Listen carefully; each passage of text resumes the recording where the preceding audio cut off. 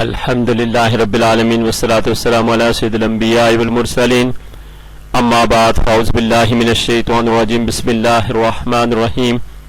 محترم بزرگوں، دوستوں، نوجوان ساتھیوں، محترم بہنوں، پیارے بچوں، السلام علیکم ورحمۃ اللہ وبرکاتہ۔ آج کی ویڈیو میں حضرت حبیب اعجمی رحمۃ اللہ تعالی علیہ کا بیان کیا جائے گا۔ حضرت حبیب اعجمی ابتدا میں ایک دنیا دار انسان کی طرح تھے۔ آپ کی ولادت شہر بصرہ میں ہوئی۔ آپ کے والد امیر کبیر شخص تھے۔ اسی امیر گھرانے اور دنیاوی ماحول میں پرورش پا کر جوان ہوئے۔ والد کے بعد ان کے مال و دولت کو سنبھالا اور اہل بصرہ کو سود پر قرض دیتے تھے، اور جب رقم وصول کرنے جاتے تو رقم لیے بغیر گھر واپس نہ آتے۔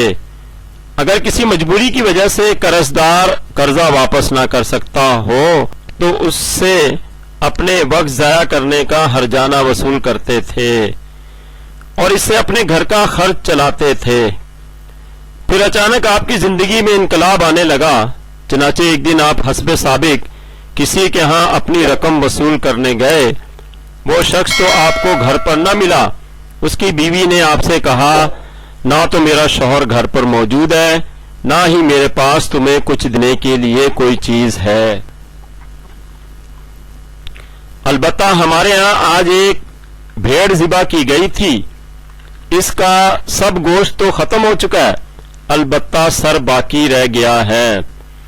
اگر تم چاہو تو وہ میں تم کو دے سکتی ہوں۔ آپ نے اس عورت سے سر لیا اور اسے لے کر اپنے گھر پہنچے اور بیوی سے کہا، سر ہی سود میں ملا ہے، اسی کو پکا ڈالو۔ بیوی نے کہا، گھر میں آگ جلانے کے لیے نہ تو لکڑی ہے، نہ ہی روٹی پکانے کے لیے آٹا ہے، کھانا کس طرح سے تیار کروں؟ آپ نے بیوی سے کہا، اچھا ٹھہرو، میں ابھی یہ چیزیں بھی مقروض لوگوں سے سود لے کر وصول کرتا ہوں۔ پھر اپنے دیگر قرض داروں کے ہاں سے سود میں لکڑی اور آٹا بھی لے آئے۔ جب کھانا تیار ہو گیا اور آپ اپنی بیوی کے ساتھ کھانے کے لیے بیٹھنے لگے تو دروازے پر کسی سائل نے آواز لگائی کہ بھوکا ہوں، کچھ کھانے کو دو۔ آپ نے اسے جھڑک کر کہا کہ ہمارے پاس تجھے دینے کے لیے کچھ بھی نہیں ہے، لیکن پھر بھی اگر تجھ کو کچھ دے بھی دے تو پھر بھی تو مفلس ہی رہے گا، امیر نہ ہوگا، مگر ہم ضرور مفلس ہو جائیں گے۔ سائل آپ کے در سے خالی لوٹ گیا۔ پھر آپ کی بیوی نے آپ کو سالن دینے کے لیے جو ہی ہانڈی میں چمچہ ڈالا تو دیکھا ہانڈی میں سالن کے بجائے خون بھرا ہوا ہے۔ اس نے شوہر کو بھی دکھایا کہ دیکھو تمہارے سود اور کنجوسی سے ہانڈی کا سالن خون بن گیا ہے۔ یہ دیکھ کر آپ خوف خدا سے کانپ گئے اور آپ کو عبرت حاصل ہو گئی۔ اپنی بیوی سے بولے، تم گواہ رہو، آج کے بعد میں نے سود سے توبہ کر لی، اے اللہ تو مجھے معاف فرما دے۔ پھر آپ سود ہمیشہ کے لیے ختم کرنے اور لوگوں سے اپنی اصل رقم وصول کرنے کے لیے اپنے گھر سے نکلے۔ سرے راہ کچھ لڑکے کھیل رہے تھے، ایک دوسرے سے بولے، علیحدہ ہٹ جاؤ، حبیب سود خور آ رہا ہے، کہیں اس کے قدموں کی خاک ہم پر نہ پڑ جائے اور ہم بھی اس کی طرح بدبخت نہ بن جائیں۔ بچوں کی بات سن کر آپ بہت زیادہ غمگین ہو گئے اور حضرت خواجہ حسن بصری رحمۃ اللہ تعالی علیہ کی خدمت میں حاضر ہو کر توبہ کی۔ جب آپ توبہ کر کے واپس اپنے گھر کی طرف لوٹے تو راستے میں آپ کو اپنا ایک قرضدار ملا۔ اس نے آپ کو دیکھا، آپ سے بھاگنے لگا تو آپ نے اس سے فرمایا کہ تم مجھ سے مت بھاگو، اب تو مجھ کو تم سے بھاگنا چاہیے کہ تاکہ ایک گناہگار کا سایہ تم پر نہ پڑ جائے۔ پھر جب آپ انہی بچوں کے پاس سے گزرے کہ جنہوں نے آپ پر پہلے جملے کسے تھے تو وہ آپ کو اپنی طرف آتا دیکھ کر ایک دوسرے سے بولے، ایک طرف ہٹ جاؤ اور راستہ دے دو کہ حبیب اب تو توبہ کر کے آ رہا ہے، کہیں ایسا نہ ہو کہ ہمارے پاؤں کی گرد ان پر پڑ جائے اور اللہ ہم سے ناراض ہو جائے۔ آپ نے جب ان بچوں کے منہ سے الفاظ سنے تو اللہ تعالیٰ کی بارگاہ میں عرض کی، اے میرے رب، تیری قدرت بھی عجیب ہے کہ میں نے آج ہی تیری بارگاہ میں توبہ کی اور تو نے آج ہی میری نیک نامی کا اعلان خلق خدا سے کروا دیا۔ پھر آپ اپنے گھر پہنچے اور سب لوگوں میں اعلان کروا دیا کہ جو شخص بھی میرا مقروض ہے وہ اپنی تحریر اور مال مجھ سے واپس لے جائے۔ پھر آپ نے اپنی تمام دولت راہ خدا میں لٹا دی۔ جب آپ کے پاس کچھ بھی باقی نہ بچا تو ایک سائل آپ سے کچھ مانگنے کے لیے حاضر ہوا۔ آپ نے اپنا کرتا اتار کر اسے دے دیا۔ پھر ایک اور حاجت مند نے آ کر سوال کیا تو آپ نے اپنی بیوی کی چادر بھی اتار کر اس کو دے دی۔ پھر دونوں میاں بیوی نیم برہنہ حالت میں فرات کے ساحل پر پہنچے اور وہاں ایک عبادت خانہ تعمیر کروا کر دن رات رب کی عبادت میں مشغول ہو گئے۔ اور آپ نے یہ معمول بنا لیا کہ دن بھر تحصیل علم کے لیے حضرت حسن بصری رحمت اللہ تعالی علیہ کی بارگاہ میں حاضر رہتے اور رات بھر اپنے رب کی عبادت و ریاضت میں مشغول رہتے۔ آپ کا نام حبیب تھا، لیکن چونکہ آپ جب قرآن پاک کی تلاوت کرتے تو صحیح طرح اس کا تلفظ ادا نہ کر پاتے تھے، اسی لیے آپ اجمی کے نام سے مشہور ہو گئے تھے۔ آپ کے سامنے جب بھی کوئی تلاوت قرآن کرتا تو آپ کا دل بھر آتا اور آپ زاروں قطار رونا شروع کر دیتے تھے۔ ایک مرتبہ کسی نے عرض کی، آپ تو اجمی ہیں، پھر کس طرح قرآن پاک آپ کو سمجھ آ جاتا ہے؟ آپ نے فرمایا کہ میری زبان اگرچہ کہ اجمی ہے مگر میرا دل تو عربی ہے۔ حضرت حبیب اجمی رحمت اللہ تعالی علیہ کا بڑا ہی عظیم مقام ہے۔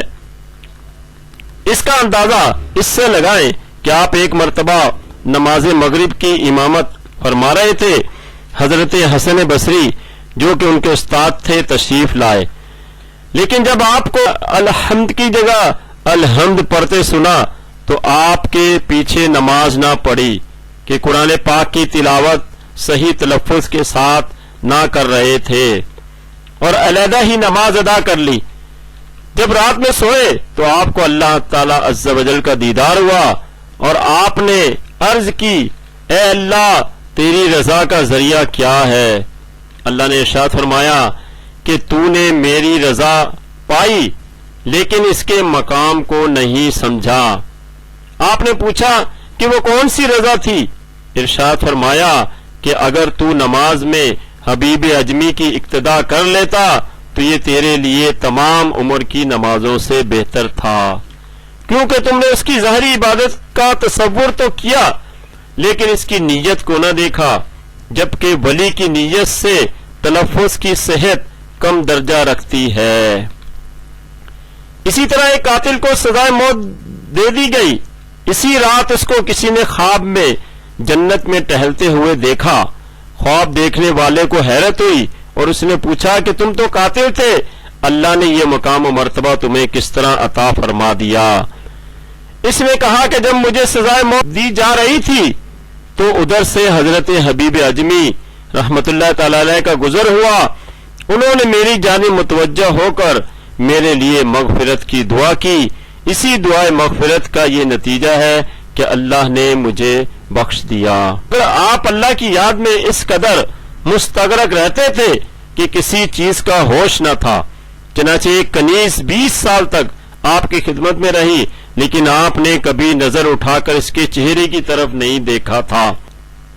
ایک دن اسی کنیز سے آپ بولے کہ ذرا میری کنیز کو تو بلوا دو۔ وہ بولی، حضور میں ہی تو آپ کی کنیز ہوں۔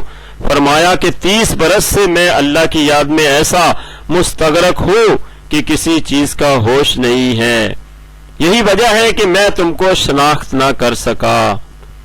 ایک مرتبہ حضرت حسن بصری رحمت اللہ تعالی علیہ آپ کے مہمان تھے، کھانا تناول فرما رہے تھے کہ ایک سائل آیا تو حبیب اجمی نے آپ کے آگے سے روٹی اٹھا کر اس سائل کو دے دی۔ حضرت حسن بصری رحمت اللہ تعالی علیہ نے فرمایا کہ مہمان کے آگے سے اس طرح کھانا اٹھا کر دینا نہیں چاہیے۔ یہ سن کر آپ خاموش ہو گئے۔ تھوڑی ہی دیر میں ایک غلام آپ کی بارگاہ میں حاضر ہوا اور سر پر خوان رکھے ہوئے تھا جس میں تمام قسم کے نفیس کھانے تھے۔ اور 500 درم بھی اس نے آپ کو پیش کر دیے. آپ نے درم تو سب غریبوں میں تقسیم کر دیے اور کھانا حضرت حسن بصری رحمت اللہ تعالی علیہ کے سامنے رکھ کر خود بھی ان کے ساتھ کھانا کھانے کے لیے بیٹھ گئے. کھانے سے فارغ ہو کر حضرت حسن بصری رحمت اللہ تعالی علیہ سے فرمایا آپ کا شمار نیک لوگوں میں ہوتا ہے، اے کاش کہ آپ کو یقین کا درجہ بھی حاصل ہوتا تو بہتر تھا. غرض کہ وہ عظیم ہستی حضرت خواجہ حبیب اعظمی رحمت اللہ تعالی علیہ 3 ربیع الثانی 120 ہجری کو ہم سے جدا ہو جاتی ہے. عراق میں آپ کا مزار شریف آج بھی زیارت گاہ خاص و عام ہے. خدا ہم سب کو بھی اس اللہ والے کے نقش قدم پر چلنے کی توفیق عطا فرمائے. آمین بجاہ النبی الامین صلی اللہ تعالی علیہ وسلم. وآخر دعوانا ان الحمد للہ رب العالمین.